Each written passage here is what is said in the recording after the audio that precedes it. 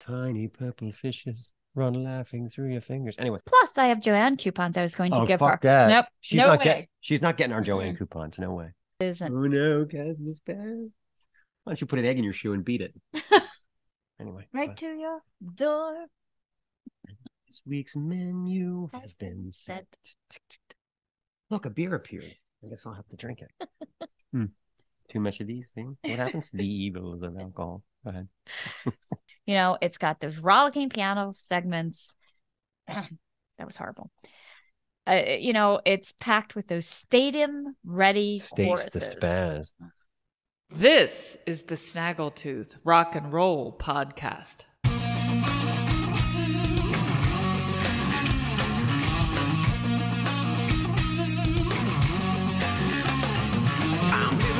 Do you ever have an interaction with someone that is unintentionally completely nonverbal? No, what do you mean? I was waiting in line at the store, and this guy in front of me just inexplicably gets out of line. So I raised my eyebrows at him, like, "What are you doing?" And he went,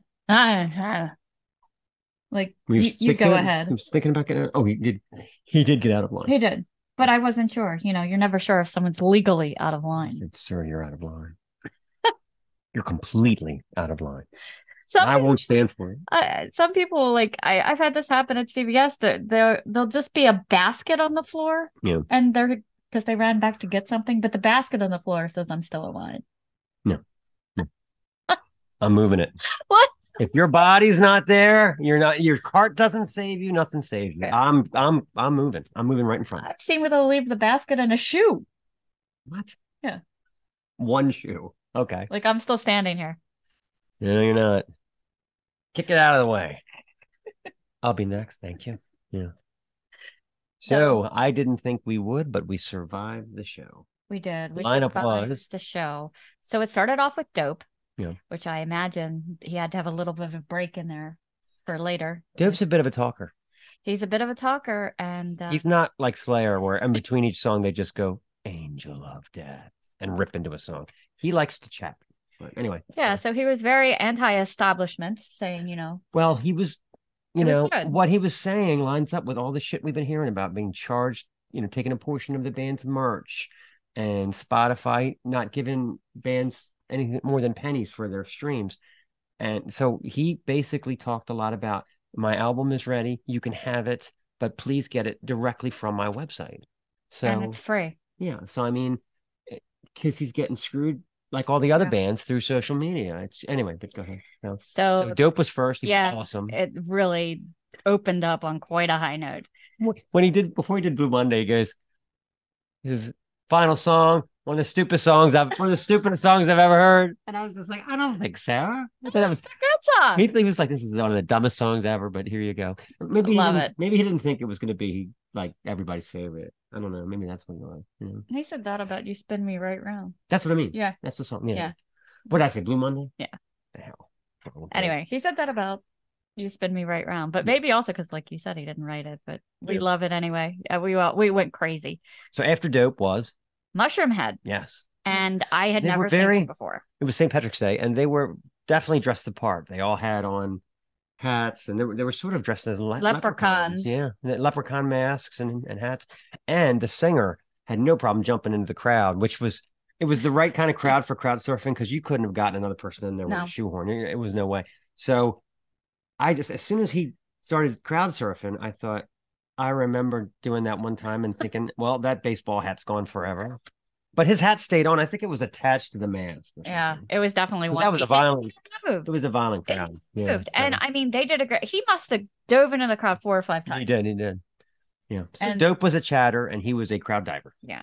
And after that, I thought that was a hard act to follow. But Fear Factory was next. Yeah, Fear Factory's Joe Rogan. Yeah. Fear Factory is the band. Fear Factory.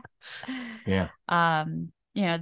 They put on a pretty good show. It was good. Yeah. Heavy, very heavy. Yeah. Very heavy. Very screamy. And then to take it home with Static X. Yeah. Complete with Terminator Oscillator. They played every song I love. They played They played Love Dump. They played This Is Not. They played, but they closed with Yeah, Push It. Yeah. Yeah, Push It. Oh, it's really great. Good. It was really good. Dope did great. We lost our mind during Blood for Days. Yeah, we did. Dope handled Wayne's vocals perfectly. Yeah. You would have never known it wasn't Wayne. And they made it look like almost a Terminator Wayne. Yeah, it was great. Yeah, the red eyes. Visually stunning, musically flattening. It was fucking awesome. And I will say that about Mushroom Head too. Very visual band. They had the whole glitter drums and the costumes. Like everything one of them, I think, was in some kind of getup. Of course, you know where they got that from. The glitter drums. That's from In My Dreams. It's still the same. Remember that? Yeah. I'll show a clip That's from it. Lights. Every time Mick Brown would hit the that was MTV mind blowing shit. 1988, I think. Yeah. Every time he would hit the snare, the rain would go up in the air. It looked like flames the way they had it lit too. It was awesome. So. But yeah, I immediately went and followed Mushroom Head. So the only weird thing about the whole thing was we walked in and it was really crowded. And the bartender was like, "Hi, would you guys like something to drink?" And I was like, "Yeah." We were walking through the door. So I don't know whether they're like competing bar stations or whatever, but we did. And then I realized that the guy I gave the credit card to was as far as possible from where we were. So every time I went to get a beer, I couldn't turn around to the bar that was here. I had to go back and find the dude. So, but I found my way. Okay. Oh, and I got groped. I got a woman. I was waiting in line to get a drink, and a woman just started to do this. Said, "Wow, I love your hair." And I was like, "Thanks, my wife does it." And she didn't stop. She was just like, "So many shades of red." That was weird. And then I was trying to watch, I think when I was watching, was it Mushroom Head? Somebody, this girl behind me just kept fondling my ass. And every time I turned around, she was like, dum, dum, dum, dum. Happened like 9 times. I was like, another half hour of that and we're done, So. Yeah, anyway, but a good time had. Really, really great. If they're coming to you, the show, I would suggest strongly get out and see it. The Rise of the Machines tour. Yeah. Fucking mind blowing. So, but don't buy the merch there. They're obviously they were getting a cut of it. I would rather get it off a band. Let's explain it a little bit better. So, since COVID, because a lot of these places were closed, they're trying to make the money up. So they've upped. So the venue says we want a percentage of your merch sale. So if selling T-shirts and CDs and records, the band sells $1,000 worth of merch, they're supposed to give 25% of that to the venue. So as a result, there's 2 ways you can go. You can either say, "Fuck you, I'm not selling my stuff anywhere but Bandcamp," or you jack up the prices to make up for the 25%. I was actually considering getting for a short sleeve T-shirt, it was $40. For a long sleeve hoodie, it was $70. Yeah. And I mean, you're not going to pay that on Static X's website. So this practice of taking a cut of the band's merch is fucking bullshit, and we don't buy it. We don't believe in it. And I'm making the money off the beer. Those beers were $15 a piece. I mean, these venues are trying to make back what they lost during COVID. So anyway, but enough about that. We had a great time. It was a great show, and boo taking a percentage of the band's merch. Fuck you. Not cool. No, not cool at all. Not cool at all. Okay, so moving on. I remember I was talking to my brother the other day, and we were just talking about my mother is like the Muhammad Ali of jealousy. Like she could find ways to be jealous of the dumbest shit, right? And there's quite a few examples, but I came up with some of my own. We came up with some of our own. So this segment is called Strange Jealousies with Mark and Stace. So I'll start off. Okay. We're not going over to Emma's for coffee anymore. Did you notice how many times she mentioned her Royal Copenhagen bone china coffee cups? You have to drink that with the pinky up.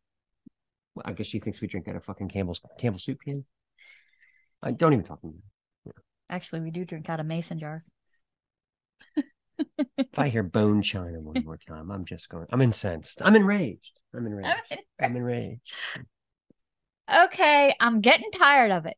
Your Farrow and Ball number 201 paint may have won the best paint award in Better Homes and Gardens, whatever. I saw the way you crinkled your nose up when I mentioned our Bare Premium Latex that we got at Lowe's. You think you're better than us, don't you? I think they think they're better than us. I suppose you have a mood light that goes around your television, too. And they did. You and your fancy paint. You and your Farron ball. Who selects their paid by award-winning? This one is kind of true. All right, you know what? We're not fucking going over to Rich's for barbecues anymore. Did you see the way he scoffed when I mentioned I have a Kenmore grill? It does the job, people, okay? And not everybody can afford a Traeger Ironwood smoker, Rich. Him and his Royal Oak charcoal chips. Fuck off. He can stick that cheeseburger right up his ass as far as I'm concerned. Oh, my.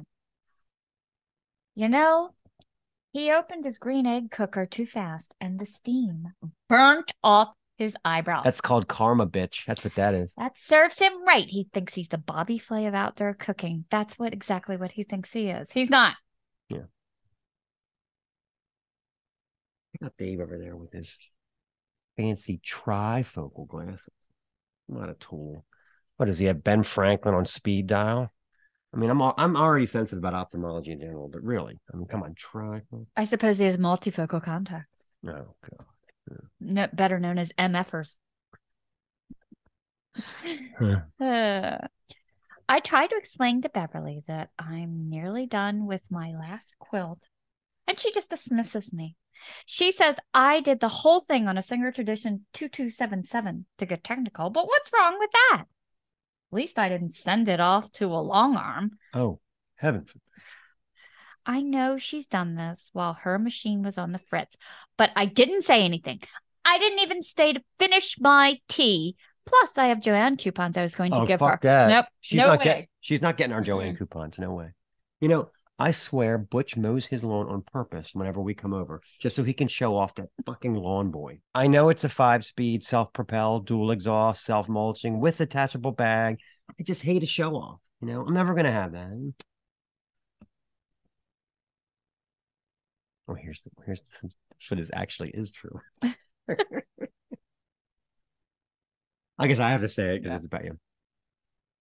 That's Stacy. She's so freaking pretentious. Whenever we're planning an event, she's always like, we can just Uber home. No worries. How does this Uber stuff work anyway? Do you have to call the dispatcher ahead of time? What time do they open in the morning? When do they close? Can you just wave them down to get one? What the hell's an app? She makes it sound so easy. What a bitch. Ugh. Technology jealousy. All right, so let's explain that one. Go ahead. So my mom and my sister wanted to take an Uber to go to a show downtown because they didn't want to park. And it went okay on the ride down. Wait, they called you? Oh, yeah. Well, they called me to get advice because the show was ending at 11 and my sister didn't know if that was too late to get an Uber. Yeah, so they called and we're in the car driving home from work and I'm listening to this 101 questions about Uber. Some of the questions were ridiculous, like what we just said. Yeah. But then we found out there was one thing that was very important. They should have told us that they didn't, that they were Ubering like 30 miles each way from Baltimore City to the suburbs. So the weird way out of whack. part, and I've never had this happen. As many times have we taken an Uber, and maybe, but we would never take an Uber like 60 miles either. That's stupid, you know. But the problem was it was going to cost her like $60. You know how they give you the thing. Yeah. And the guy said, "What if I pull over right now and put my hazards on and cancel the trip, and I'll do it for $50 cash?" And my mom said, "Well, I have 46. Is that good?" He says, "That's fine." You can get in trouble with Uber for doing that. So, yeah, she didn't know that wasn't a thing. And then she was worried because the charge was still on her credit card statement. But I told her it would take a day or two to fall off. And it did, but I still said I would report him. He's not supposed to do that. How much did you end up shelling out for the Uber? Well, they did give that. We thought it was both charges, but that one charge did fall off. What was it going to be though? It was how much for one way? Was 60. 60 some dollars. Okay. So she was going to pay $120 to go to a concert. Okay, I guess we should talk about our feature interview this week. How about some more musical stuff? Yes, indeed. This is part 2 of our chat with John and Tristan Cobbett of Hammers of Misfortune. On this chat, we examine the lyrics on the new record. We discuss the evils of social media, and we even swap some Mike Scalzi stories. Yes, I have some Mike Scalzi stories. Look him up. He's an amazing musician, but he's just kind of a character. So to get into the mood, let's go back to the Hammers' 2006 classic, The Locust Years. Here's a nifty little deep cut called War Anthem. Okay, let's talk about Patreon. The website is patreon.com/snaggletoothpodcasts. The website is packed with all kinds of goodies that are exclusive that you can only get at Patreon. And I have noticed it's a little difficult to find our Patreon page. So if you're having trouble finding it, it's a little hard to Google it.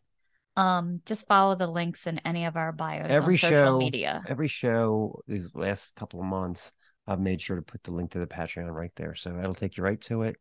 Get signed up. We have 2 pricing tiers. $3.33 a month is for basic, is a basic subscriber, and $6.66 a month, which is not a lot of money, people, gets you the key to the kingdom. All kinds of exclusive content, everything from Stacy's recipes, Stacy's workout tips, my music reviews. You even get to see my tattoos if you'd like. So this week I'm going to be putting up a top 10 list. We all love a list, don't we? The top 10 heavy psych records of the 70s. This is classic stuff that needs to be investigated in excruciating detail. We're talking handlebar mustaches, flared jeans, tiny purple fishes run laughing through your fingers. That's from Cream. The whole shebang, $6.66 a month, people. Also, I was going to do a blindfolded beer tasting with Mark, where he gets to try to tell me what beer he's tasting. So you don't want to miss those hijinks. And you want to take her with you to the heartland of the winter. Anyway, okay. All right, let me get in there. Get in the mood for this. Okay. All right. Oh, I meant to tell you we might get a phone call on the show. I probably should have told you earlier on. Yeah, it's going to be one of those weeks, people. So, okay. So I'm going to do. We got a couple things I'm going to talk about with Amazon. I'm going to do some impressions for you. This is my impression of Brian Regan. Okay. But our own take. This is not Brian Regan's actual material. Our material through the mind of Brian Regan. Here we go. Okay. So I know a lot of people are afraid of terrorism. ISIS, Al-Qaeda, the Taliban. But if anybody can take over the world, I think it's going to be Amazon Prime. It seems like the deliveries get faster every week. Thursday, I ordered a pack of earbuds at 10 a.m. and they were delivered before noon. I got a little freaked out. I asked the driver, "Hey, were you waiting at the top of my street?" He's getting ready to hit send. Prepare to engage. All right, we're going to switch gears. We're going to continue with Amazon, but I'm going to switch gears to Bill Burr. So here we go. So I'm telling you, Amazon is going to start fucking delivering shit before we even order. Okay, before we even realize we fucking need it. Okay, this big flash of light outside your house, right? The driver gets out of the DeLorean or whatever, and he says, "Here you go, buddy boy. 3 bottles of Starbucks iced coffee, a TV remote, and a pack of colored socks." And we're like, "I didn't order this shit." And the driver just goes, "You will." Ha ha ha, buddy boy. Yeah. Yeah. So we're going to call it Amazon Pre-Need. We're going to fucking get deliveries we don't even know we need. And how about and then Uber Eats will get on board. We knew you were going to be hungry in about an hour, so here's a fucking cheeseburger, douchebag. Yeah, I'm getting some strange vibrations here. Oh no. Yeah. Oh God. Hello, this is Mark. Hello, could you connect me to the review department, please? Here we go. Stu, this was an unbelievably disturbing set of images you sent this week. Well, Christofani Columbus, this is a review of my garbage. You went through your trash and reviewed it? Well, there's no H in super savings, Mrs. Mark. Why did I answer this goddamn phone? If I could get started, please. Okay, it's up on the screen. What, is that a scratch off? I give this postcard points for the very sparkly lettering. Obviously, that's the draw. Not very original with the numbers, though. Way too many 01s. What is this, the Dukes of Hazzard? I give it 1 out of 5. Did you not realize? Let's just get through this, okay? Sure, I'm a ducky shin cracker, but can't make head nor tail of this. Judging from the columns, it must be some important phone number in the country of Greece or something. I called it half a dozen times, couldn't get through. Circular File City. 0 out of 5. You're a pillar of strength, Stu. See what I did there? Oh. We're cooking with helium now, Mr. Mark. Moving on to these perky items. It just goes to show we've all been through that phase where we want to wear pretty bracelets, but those dang nosebleeds keep ruining the fun. 2 out of 5. I think my brain just broke, and I'm pretty sure helium is flammable. I'm numb all over. And for the final humdinger, my cousin Ken used to be so helpful, straightening up the house, singing Juice Newton songs to the cats, but he got a fancy new weed whacker, and now he's acting all hoity-toity. Here's your hat, what's your hurry, Ken? 2 out of 5. All right, Stu, I think we've all had enough. Well, this was great. Lots more reviews coming soon, thanks to you both. Goodbye, Stu. It just gets weirder and weirder. All right, let's get back to some musical stuff. Anything, yeah. Go ahead. All right, so back to our feature this week, Hammers of Misfortune. This album, Overtaker, is their latest. Yeah. And this is The Raven's Bell.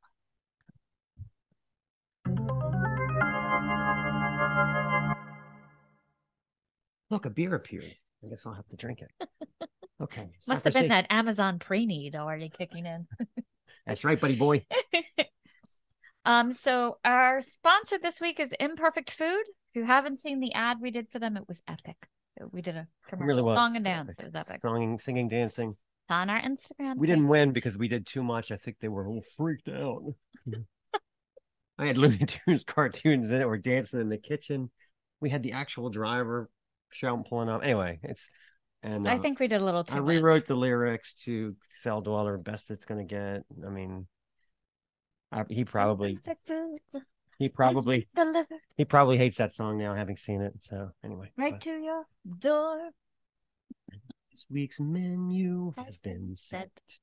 I'm telling you, it's worth watching. It's up on Instagram. So anyway, yeah, epic dancing.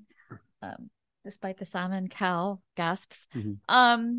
So yes, Imperfect Foods is a wonderful, wonderful program. Not only will you be receiving the food that you want to pick off whatever shopping list they have, and all right, sorry.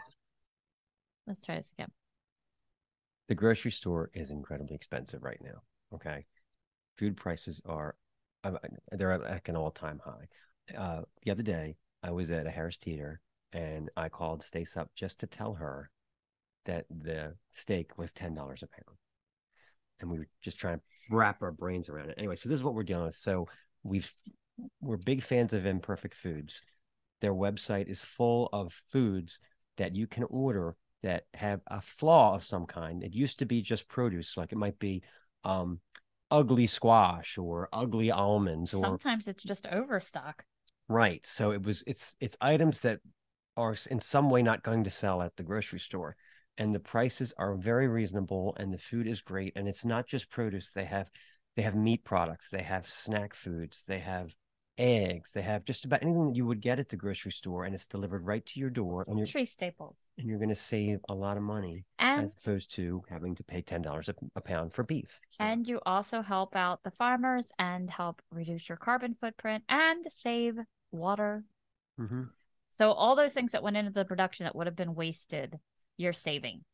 And it gets delivered right to your door, packed with ice. We enjoy many cheeses from them. Yes, we do. We're very cheesy people, if you hadn't guessed. Yeah. There's too much cheese, said neither of us ever. Yeah. So just click on the link. It will save you $20 off your first order. And if you order more than $60 worth of Imperfect, it ships for free. They won't deliver it before you know you need it, though. They're not quite that involved. They're not. That's only Amazon. But anyway, so. All right. It's time. Yeah. Again, I promised you guys that I would kind of get away from the craziness and stick with the 101. We've had Judas Priest. We've had Black Sabbath this week. I want to talk about the greatness of the first two Van Halen records. Okay. So. Beth and Lizzie. Well, we're going to have them again. You better believe it. So, my brother, St. Patrick's Day, my brother actually said, so who's your favorite Irish band?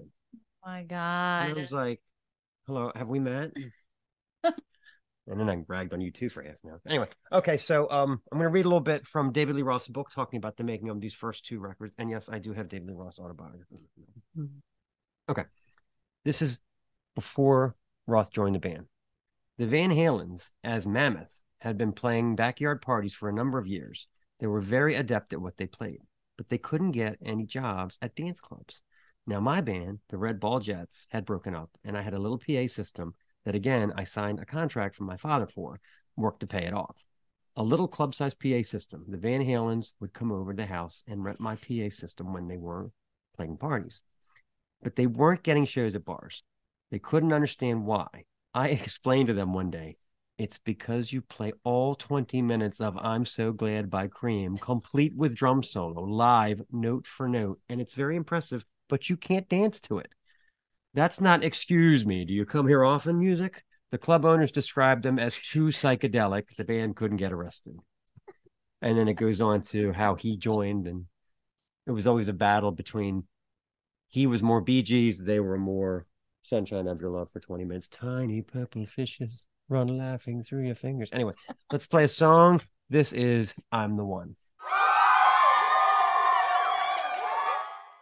Okay, Collectivation 2. We're up to. Okay, Collectivation continues. We're at 1979, Van Halen 2. Interesting from Roth's book. Regardless of how a song was written, though, the key to Van Halen's sound is that it was live in the studio. Even the echo effects and such on the guitar were Ed operating a foot switch on his amplifier. In the 90s, if you went to do that, most producers would flip. No, play it dry. We'll put an echo and reverb and so forth on later. Because you have a million variations of that in these huge 48-track consoles. Plus, you have digital consoles now that are 150 tracks. You can compile the tracks and whatnot. But it's not life. It's after the fact. It becomes something other than a live band playing together. It becomes kind of cut and paste and think about it later, and certainly not tested in front of human beings. So everything you hear on this record, both of those records, is done live, and it's not, they never fixed it in the mix. It reminds me, if you haven't seen our Harry Potter Bitch episode where we interview Ronnie Tenten Youngkins, yeah. He says, some of the things, like the sounds at the beginning, was actually one of their roadies, like tripping over something. And Steve Whiteman yelling at him, and they'd left it in the song. For recording Midnight Dynamite, Beau Hill, the producer, sent him for guitar lessons. That's a good episode. I'm Harry Potter Bitch. Look it up. Anyway, let's play another song. This is probably my favorite Van Halen song, Out of Love Again.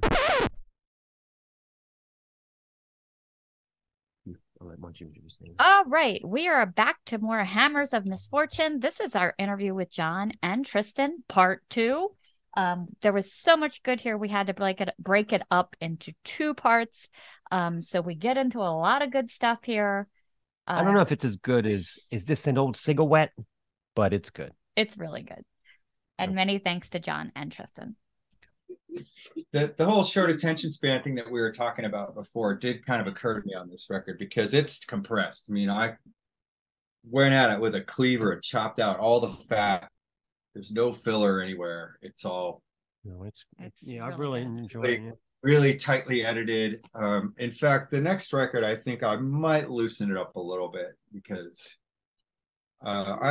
some people have complained that it just flies by so fast that. But, that's part of the reason why you want to have non-distracted listening. Because there are a lot of details in there. And if you're, it's not background music, to me anyway. It wasn't made to be background music. I had a kind of a couple mysteries about a couple tracks maybe you could clear up. But the Raven's Bell, of course, when I first started reading your lyrics, it was kind of reminded me of Sylvia Plath. But then when I got to that, I'm like, is there some Poe in here with the Raven? So I wasn't sure. Well, that was, first of all, Jamie Myers wrote those lyrics. She wrote about half the lyrics on the record, and I wrote the other half. But Edgar Allan Poe is something I've enjoyed since I was 10 years old. Reading that. But the reason why the song got that title was because Jamie is singing about a raven in the first line of the song. And so I had to figure out what to call the song. And I looked up several different things with Raven in the title, several different titles that have Raven, and they were all used, except nobody's had, according to my internet search, nobody has named a song Raven's Bell yet. So I can't remember some of the other Raven this, Raven that. I looked up everything, it's all been used. So wow. Ravenswood, that's like a winery or something, just stuff. Ravens are popular. I mean, you can see why. Dude, I saw from Baltimore, so we can relate. Yeah. I saw a raven take out a magpie nest last summer. Oh wow. Yeah, there's magpies all around our house. They're like a gang. There's like hundreds of them. But I was looking up at the magpie nest in the spring, and this big old raven just comes flying down out of the sky, hits the magpie nest, knocks half of it out, and flies off with a little magpie chick in its talons. Ooh. Wow. Those are the kinds of pastoral sights of nature that we here in Montana.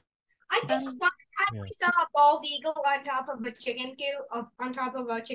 Oh wow. Yeah. Well, yeah, the chickens attract all kinds of predators. Yeah, I think one time we found a dead fox in our yard.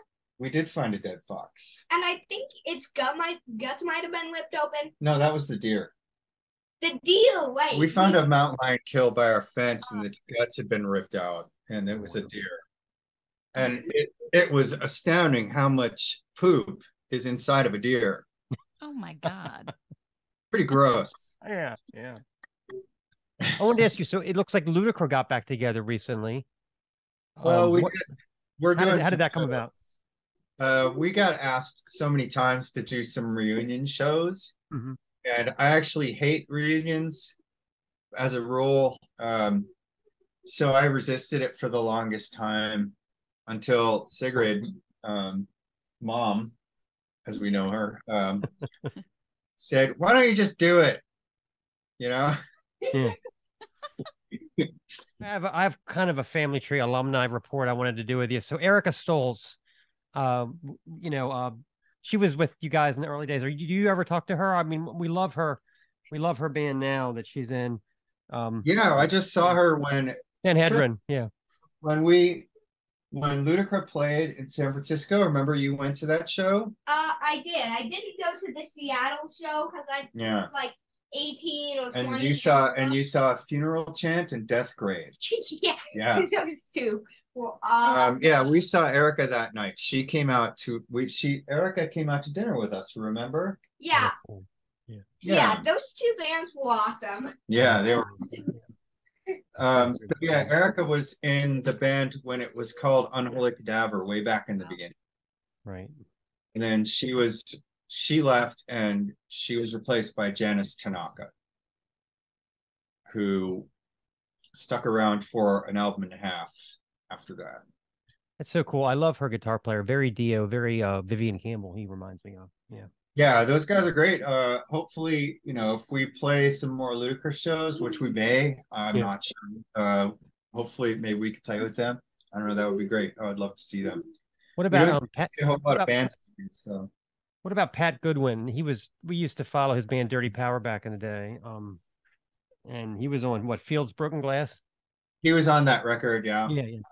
Yeah. He was in the band for a while. We actually did a tour with Patrick in the band in 2009, and then he had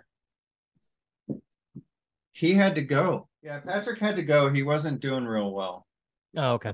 Yeah. So I think he's doing a lot better now, but he was not showing up for practice. Oh yeah, well yeah, we know how that goes. Yeah, and showing up for practice in various states of disrepair. Yeah, no, I know how that goes. Yeah. He went through a little tough time. I mean, there's been a lot of that. You play this kind of music and you play in this kind of scene, and there's just You run into that over and over again. I know it's like the Spinal Tap. 37 people have been in this band, right? Remember that? Yeah. Yeah. It's so true. You know. Yeah. Did you just say 37 37 people have been in this band. That's what he says in the movie. Yup. 37. It's a band called Spinal Tap in a movie, buddy. Someday when you're older, we'll watch that movie. And Bad News and all the other ones. Yeah, you gotta. Yeah, when he gets old enough. Yeah. All right. So we have a little game. I have questions 1 to 100. So I want you to pick 5 random numbers that will respond to random questions. Between 1 and 100, Tristan, pick 5 random numbers. What's that mean? Between 1 and 100, does that mean between 0 and 99 or 1? And that means 1 to 100. Right. I pick 49. 49. 58. 58.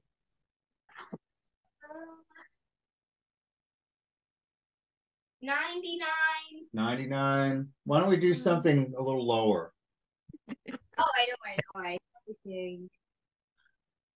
38. 38. And I'm going to say What? 12. I'm going to say 12. Okay. All right. Because 12 is one of the only numbers over 10 that has only one syllable. Okay. Right.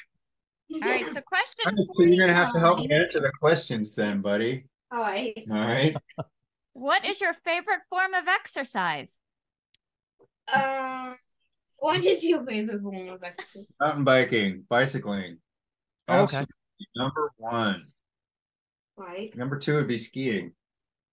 Bet you can do a lot of that there. What about you, Tristan? What's your favorite form of exercise? Let's see. Well, soccer's good. Skiing's good. What about jujitsu? Yeah, I guess it's good. Fighting, What about swimming? good. Sort of. Okay. Next question. 58. Do you have neat handwriting? No. No. Either one of you. All right, Neither that one of takes us to 99. If you had one chore that you had to do yourself, would it be cooking, gardening, cooking? Jesus, I can't talk. Cooking, gardening, or home repair? I have to do all 3 of those things. Oh wow. Yeah. Wow. Almost almost every day. I have to do all 3 of those things. Well, not gardening, not during the winter. Right. But that's you just described my life: cooking, gardening. Right, buddy? Yeah. Music and push that. Well, I do music when I'm done with all the chores. Yeah. 38. Would you rather explore the ocean or space? Ooh. What do you think, bud? I think probably space. Well, that really depends if we are talking about transcending the speed of light or not, because there really isn't a lot of space that we can explore within the speed limit of the speed of light. I know. I mean, there's our solar system, and then there's interstellar space outside of the Oort cloud, right? Yeah, I mean, if we were to go like over light, if we could go at any Talk to the camera, bud. if I could go at any possible speed, definitely space. If it's limited to however fast technology now could move, the ocean. Well, does the ocean include the oceans underneath the ice layer of Io or Europa? Never thought about that. Because I would Sure. love to, we would love to explore Oh yeah. the oceans on some of Saturn and Jupiter's moons. That would be. To properly answer this question, we need to use that little glass device that Tristan found. We'll do that later. that maybe Friday night when you're older, buddy. You're gonna be like, I was on this podcast and they asked me this question. After bedtime. Right. After bedtime. Exactly. Maybe on Saturday night. There you go. Yeah. 18. 18 years from now. Well, you don't 18 years from now. 10. All right, your last question, number 12. What is your favorite sport or team? The Vikings. Ah. Good Oh, one. Well, Mom is from Minnesota, right? yeah. Well, you lived a long time in San Francisco, and I was born in San Francisco. So. That's right. So we did. We didn't have a whole lot of fun watching the 49ers game the other day. Yeah. I'll tell you that much. Yeah. But generally, yeah, we watch football. We enjoy watching football here, and we usually root for the Vikings. Yeah, will you watch Or like the wild? Will you watch like the wild cards and everything, even after your team's eliminated? Yeah, sure. I'll watch it. You know, when I have time. You know, it's always on Sundays. So Sundays is like grocery shopping. Yeah. That's where you plan all the groceries you need and all the meals you're going to make for the week. And you make a run into town and get all your supplies and bring them home. And you cook for the rest of the day so that you have food to put on the table. Now, what about like for the coming week? So that's what I do on Sundays. But if I can sneak up and watch a little bit of football while I'm doing that, that's great. Yeah. Now, how far away is town for you? Like when you It's go into about town? 18 minutes. Okay. Oh, that's not bad. Not that far, you know. Cool. But you definitely don't want to do it, you know, you don't want to do it more than you have to, because first of all, the roads are a mess right now. And second of all, you know, we are, you know, it's 18 minutes both ways. And then, you know, it takes 2 hours. Oh, you yeah. know, you're done with all your shopping and getting the hardware and whatever. So don't forget the butter, right? Yeah, and the chicken food and, you know, the mail order, like the whole, I'm sending out all these records and stuff right now. So you know what else? I think the sport or team. Well, my favorite sport is soccer. Do you have a favorite sport? my favorite sport is, well, mountain biking is my favorite sport to do. As far as sports to watch on TV, I would have to say football. Yeah, me too.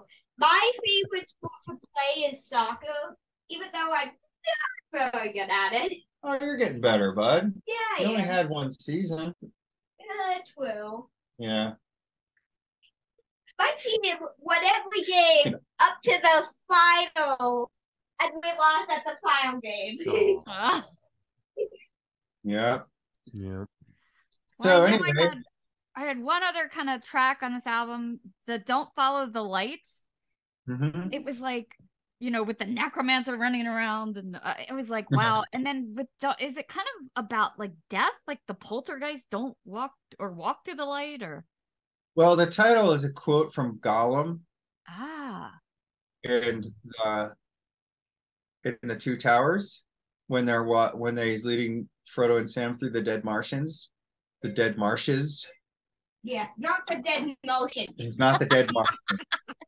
Yeah, and I can totally imagine that. Like a giant dry plate of dead space aliens and Clash. I bet you could imagine that, but and Clash flying That's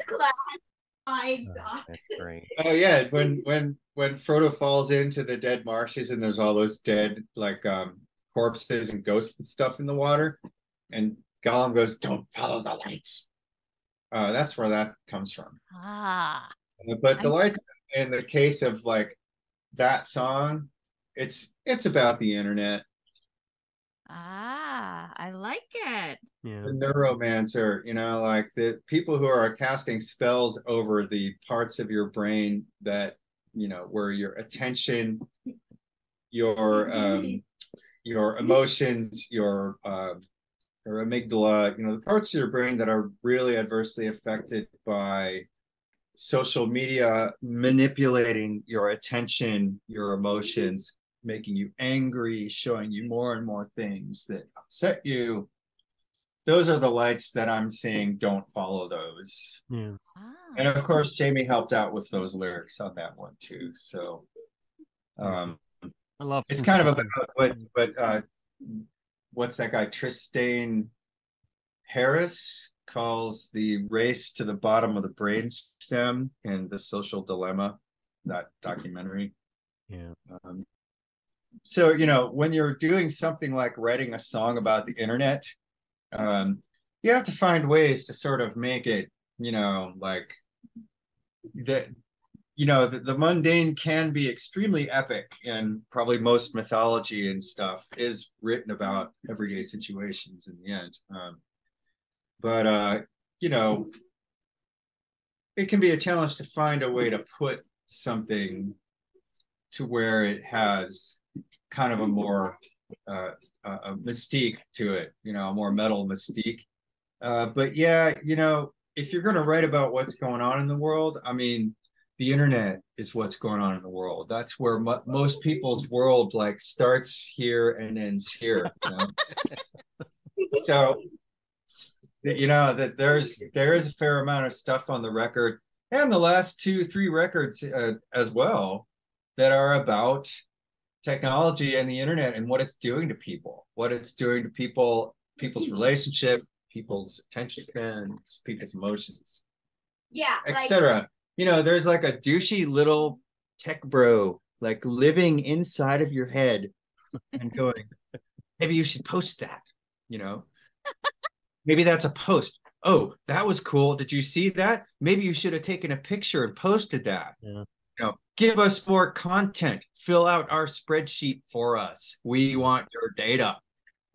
We want your emotions. People want to know that you went to the dry cleaner. Right. Exactly. You know, one thing that we do around here is we do rad stuff all the time out in nature and with our animals and livestock and all that stuff. And, you know, going up to the mountains, and we don't post it. Yeah. You know why? Because that stuff belongs to us. Yeah, that's very healthy. Yeah. Those experiences belong to us. They do not belong to Meta. Yeah. So Meta can't have those. Yeah. You know? Well, also, we grew up in the era of, I'm really glad that wasn't on film, because there were some bad decisions, and I'm glad no one found out about that. You know, so, you know. Well, and some hair don'ts as well. I mean, oh my God. You know, whatever happened to all those Romulan like emo kids on MySpace, man? Remember that? The angular hair. Yeah, that's right. I forgot about that. Yeah. Yeah, wearing your backpack in the front with your white belt and all that stuff. No, I remember going to beer parties. Pictures are somewhere, you know. The AI will find them. Yeah. Yeah. I remember going to beer parties with 4 records and going home with 6 records. That's not been recorded. Oh, hey, now that's not cool. Pretty foul. Hey, it was the 80s. Come on, you know. Yeah. So what's coming up next for you guys? I guess a tour is not going to be in the works because you guys are all so far apart, or is it? No, we can't tour. Everybody lives, you know, Blake's in Chicago, Jamie's in Texas, I'm in Montana. The other people are in San Francisco or Philadelphia. And we haven't rehearsed. So this is the first album I've ever made, I think, that didn't involve a single band rehearsal. Oh, wow. I didn't know that. Wow. Yeah, I mean, who would I rehearse with? Nobody lives within thousands of miles of me. So that was really interesting. It allowed me to do stuff here with, you know, this is my studio here, without having to run everything through a committee or having to teach things to people at band practice, or you know, I have all my gear right here. I don't have to have it at a practice space that we go to once or twice a week, because you can't crank up a Marshall stack in your apartment in the city, right? Yeah. Well, you can, but I wouldn't recommend it. There's no physical law against doing that. Right. Yeah. I'd still love to hear it live. Yeah. Yeah, but the live thing is we would need at least 2 weeks of rehearsal. Yeah. We need all the gear, for that. We would need childcare in some cases. Some of us are parents. We would need to be reimbursed for lost wages and travel and expenses and meals. Who's going to make lunch for Tristan if we're in the rehearsal room? And there's all kinds of stuff like that. If we were all 16, that would be one thing, but we all have careers and kids and jobs and stuff. So if you want to live in a van for 6 weeks, come back completely flat, broke, in debt, and sick, then you go do that. I ain't gonna do that. No, thank you. Besides, it's hard to take an organ on the road. Yeah, I mean, we have a Nord C2 we could take in a pinch if we needed to, but and with gas prices and the way that the inflation and all that stuff right now, I've been hearing. Oh yeah, and airfare is really high right now too. Yeah, forget it, man. I mean, if we wanted to go, if some eccentric billionaire wanted to take us to Japan and put us up for a month and have us rehearse, and that would be fantastic. I would totally do that. I would totally do that. But barring anything of that nature, then it's not a viable activity. Oh, I didn't get to tell you my Scalzi story. So I used to. They were touring with Bible of the Devil, and I used to be pretty good friends with those guys. Yeah, I remember those guys. Remember them? Yeah. And I interviewed Scalzi a couple times for a website I had. And I remember I'd go to the show and I'd be like, "You want to do this?" And he'd go, "Hold on, I gotta try to get my money. They're trying to, what, me out of my money." So I always had to wait for that. He'd go fight with the guy at the bar. And then he would sit down with me, and I remember one time one of his songs on Slough Feg, I said that sounded a little bit like a Manowar song. It was "I Will Kill You, You Will Die." And he goes, they're a joke band. Manowar's a joke band. You know that, right? Like he got real excited about it. And I was like, all right, easy, Well, we went to Germany. And then he starts showing me his hairline. He goes, "You see this? I got the Klaus Meinem report here, I mean, he was so much fun to interview. Mike is one of those people that they broke the mold when they made. Yeah, there's no one like him. Exactly. Yeah. He is a card, man. He is such a character.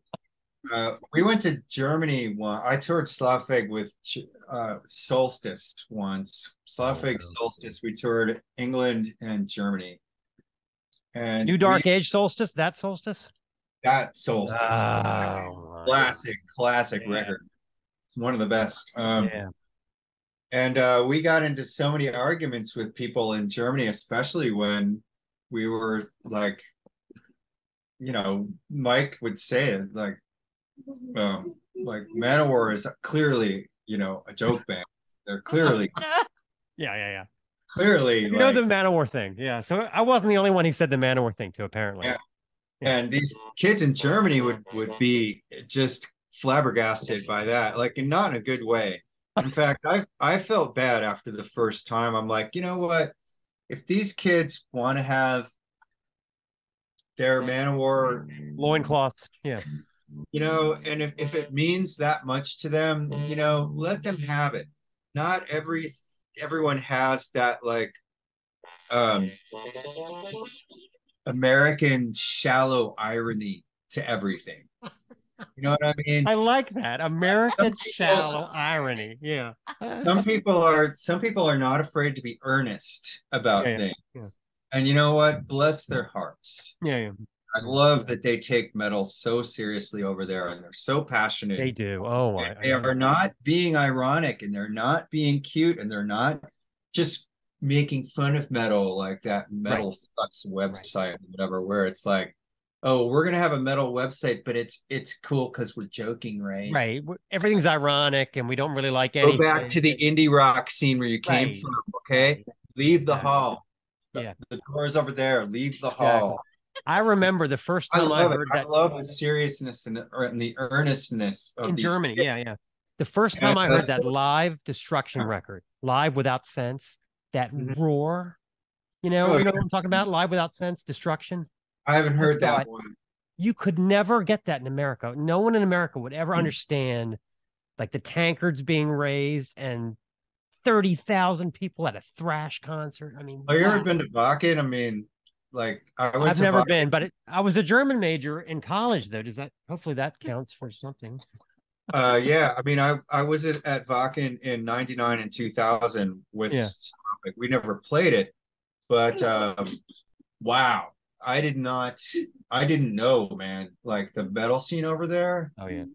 just out in the tent encampment with all the tents, just as far as the eye can see, with flags of Brazil and Japan and all over the world, Eastern Europe and Russia and all these people out till dawn just singing Iron Maiden lyrics together.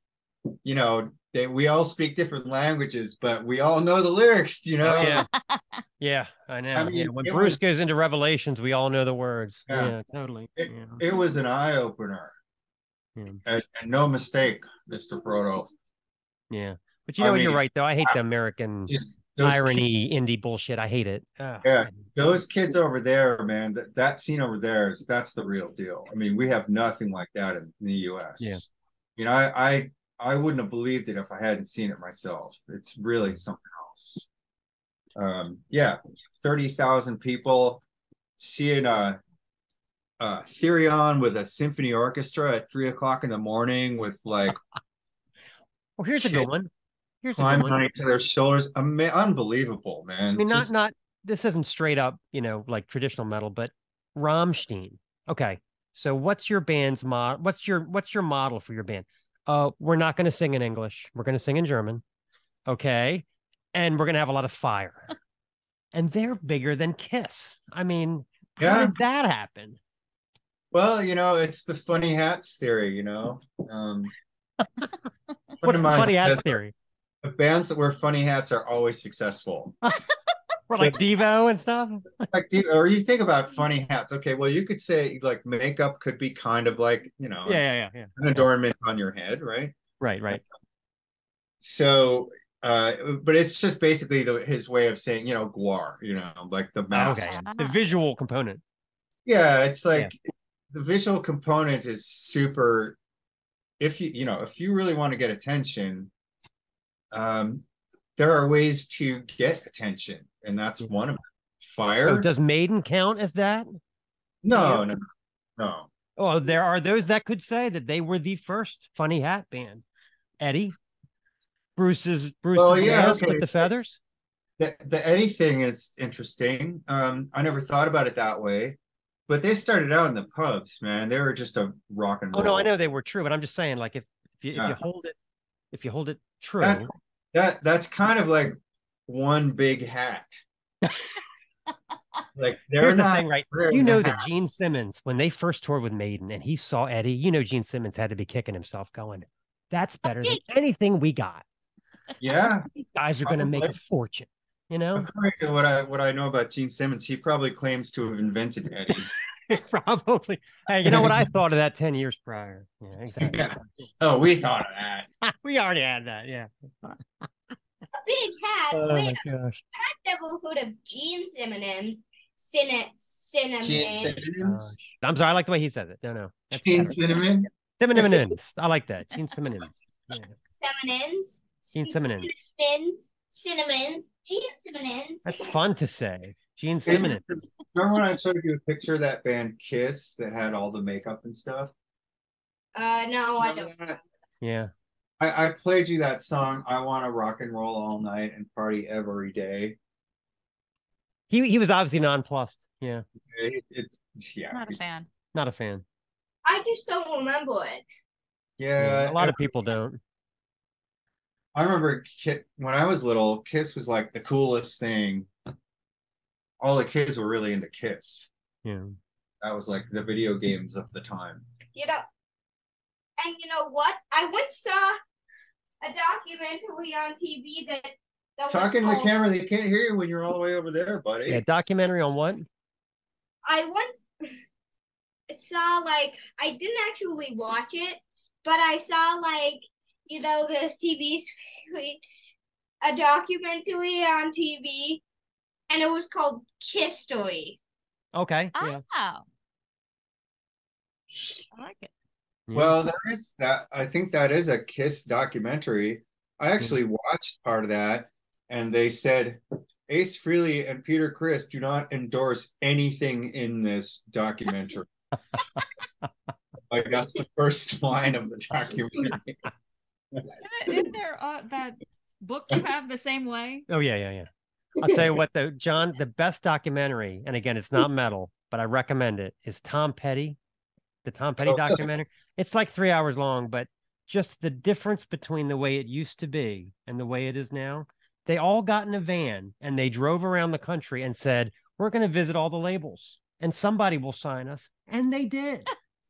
Yeah. And then one of the labels, they wanted to break their contract. And so they went on tour and they called the tour the We're Suing the Record Label tour. Oh, I really? mean, it's worth watching. I mean, just because it's so Tom Petty's house burned down. And the next day he was like, well, I got to go on tour. I've heard. So he put his family in a hotel and went on tour, I've heard that Tom Petty was the real deal. Yeah. I Although mean, I don't know much soft about- spoken, but yeah, just we're suing. Can you imagine we're suing the record company tour? Can you imagine the legal action that would fall nowadays? You think they burned his house down? Well, they don't know who burned his house down, but I just know that his house burned down and then he went on tour the next day. They didn't stop him from touring. So it's really interesting. But the thing about Tom Petty is that he won't back down. I've heard that. When he did the Super Bowl, I thought he was going to fall down, but that's another story. Well, this was great. Do you have anything else you want to talk to him about? Oh, we're good. Okay. Well, we enjoyed talking to both of you very much. Okay. Yeah, we enjoyed talking to you two very Tristan, much. can you say Gene Simmons one more time? Gene Cinnamons. Gene Cinnamons. Okay. Very good. And Very we good. definitely look forward to more from you guys. I love this album. And as soon as you get the eccentric billionaire to sponsor the tour, let us know, and we'll be there. Yeah. So. Well, I'm writing the next one right now. Okay. All right. I got it up on my screen right now. I'm writing the next one. So All right. Camera. All right, guys. Well, enjoy your evening. Thanks again for doing this. Thank you so much. Falling on deaf ears.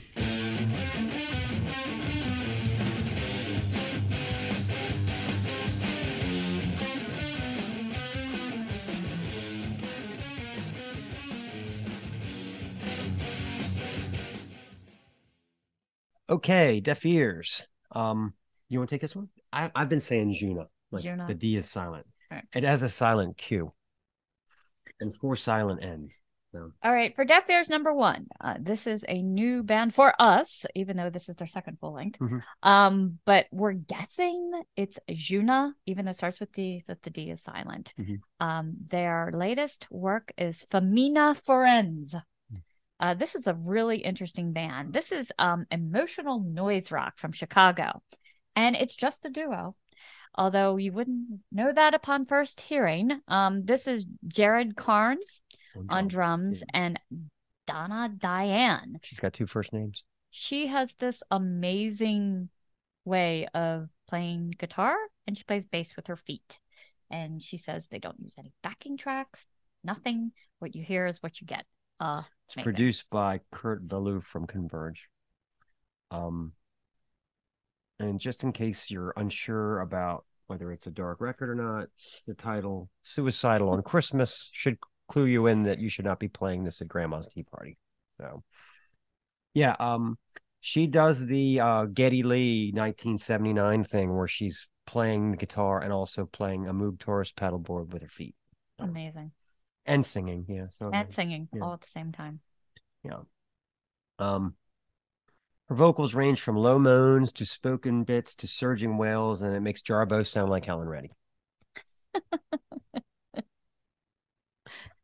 It's a sound jarringly alien, but this duo has already mastered weaving high drama, building crushing crescendos and melancholic sags, I should say. Don't expect to get it the first time, But stuff like, if you're into stuff like Drive Like Jehu or Brutus, you got to check this out. So why don't you introduce the song? Let's play. This is quite possibly the masterpiece of this album, Seven Winds of Sekhmet. So, Deaf Ears 2.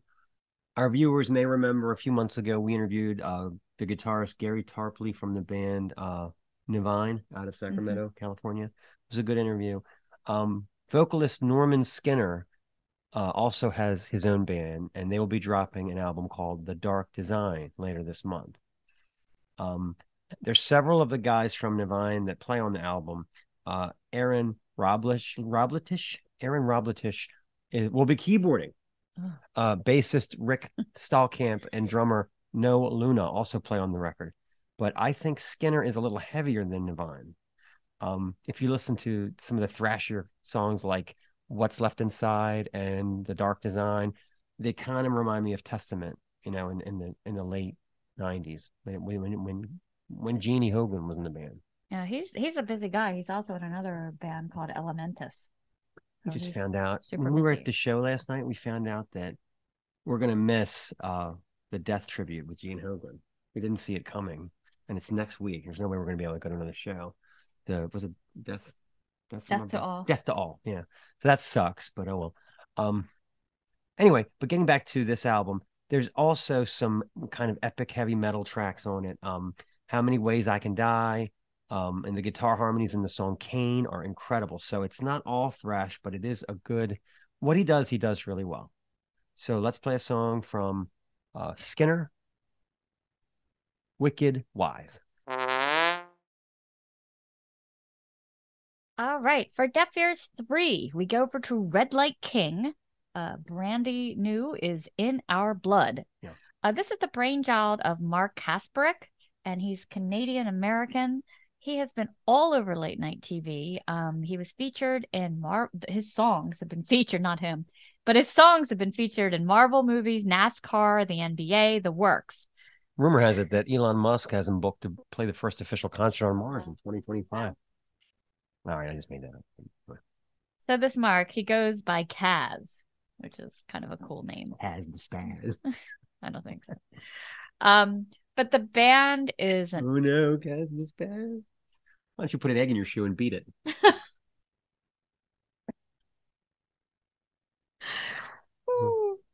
All right, so back to Kaz, who is not a spaz. He got quiet for a while. I'm water, you're glue. God. I know. Sorry, okay, go ahead. Too much of these things. What happens to the evils of alcohol? Go ahead.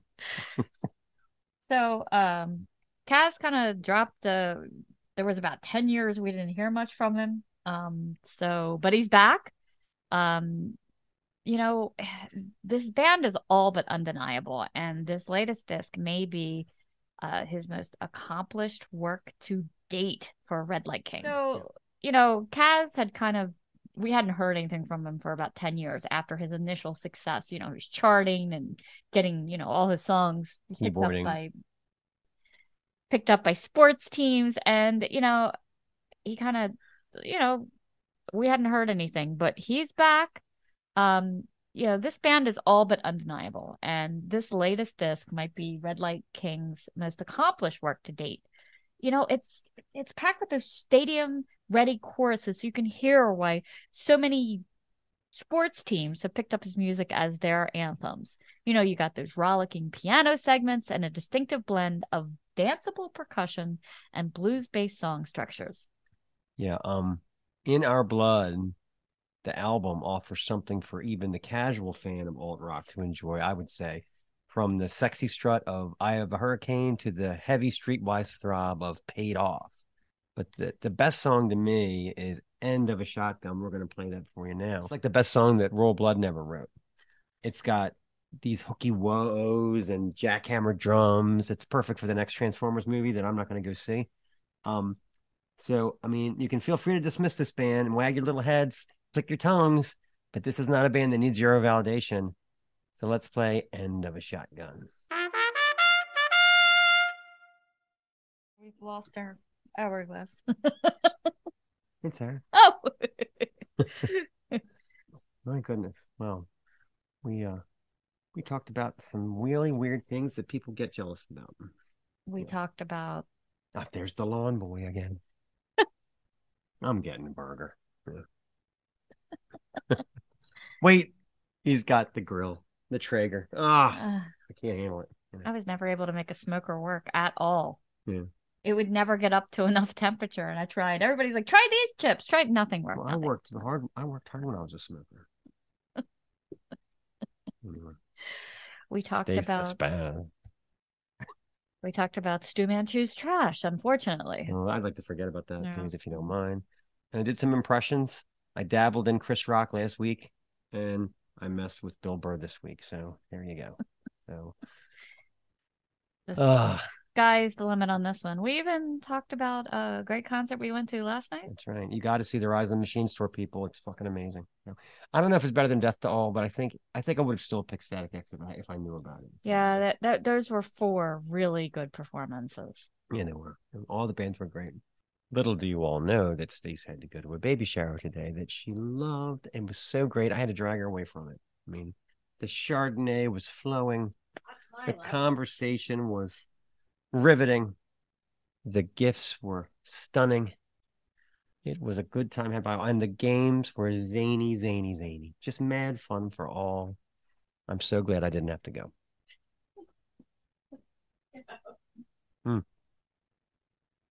This has been a really good Lagunitas. Oh, sorry. This has been the Snaggletooth Rock and Roll Podcast. Special thanks again to John and Tristan Cobbett of Hammers of Misfortune for such a great interview. Snaggletooth theme, courtesy of Jens Kemgren. Deaf Ears theme by the one and only Tim Green. Deaf Ears bands, check them out. Skinner, Red Light King, and Juna. Hopefully I'm saying that right. All content 2023, the Snaggletooth Rock and Roll Podcast. Don't forget Hammers of Misfortune. Hammers of Concussion. This is the Snaggletooth Rock and Roll Podcast.